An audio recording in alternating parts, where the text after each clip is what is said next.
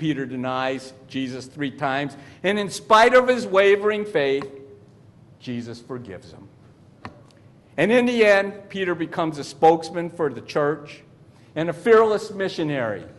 He becomes a role model and a person of great faith. So maybe I may have been too quick to judge.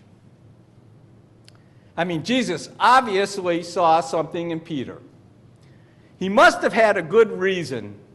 He must have had a plan to proclaim him the rock upon which he would build his church.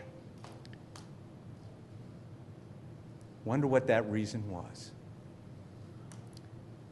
In 1976, the Philadelphia Eagles football team hired Dick Vermeil as their head coach. And his job was to return that team to a Super Bowl contender. And it was a near impossible task. I mean, the Philadelphia Eagles hadn't made the playoffs since 1960. 16 years, they hadn't even made the playoffs. Hadn't had a winning season in over a decade. And had somehow squandered their first, second, and third round draft choices for not 1 year, but the next 3 years.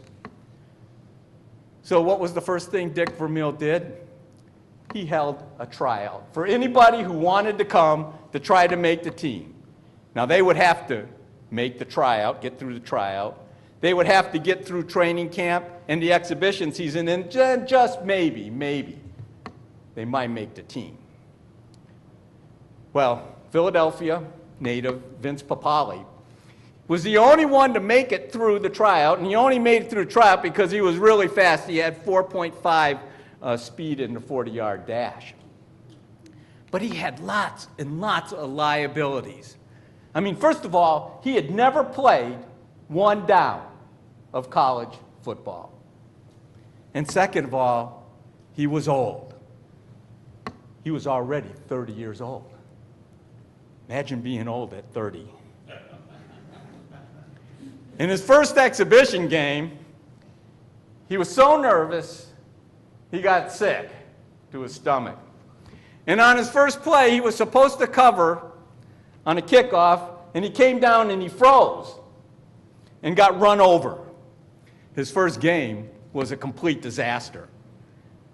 But Papale recovered because he had some great personal qualities.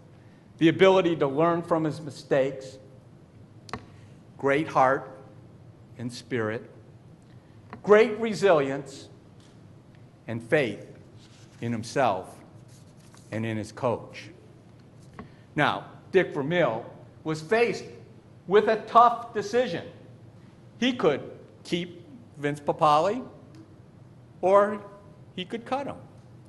Now, if he keeps him and Vince Papale fails, everybody's going to criticize him and say, well, what did you expect? You took someone off the street who had never played any football, any college football. Did you expect? That was a harebrained idea. What did you expect? Or he could cut Papale and keep one of the other players, and they would just be another player that was on the Philadelphia Eagles that couldn't make the team. Low risk. But in the end, Vermeil decides to keep Papale because he believes he can build his team around Papale based on those personal qualities. And in the end, he becomes an outstanding special teams player. He's named captain of the special teams, and he also wins Man of the Year for his charitable contributions in the community. And 2 years later, in 1978, the Eagles made the playoffs for the first time in 18 years. And in 1980, they went to their first and their only Super Bowl. Well, maybe Jesus chose Peter for the same reasons that Vermeil chose Papale. But I think if I was building a championship team, I think I would start out with a Michael Jordan or a Chipper Jones or a Joe Montana. Seems like the logical thing to do. But Jesus chooses Peter.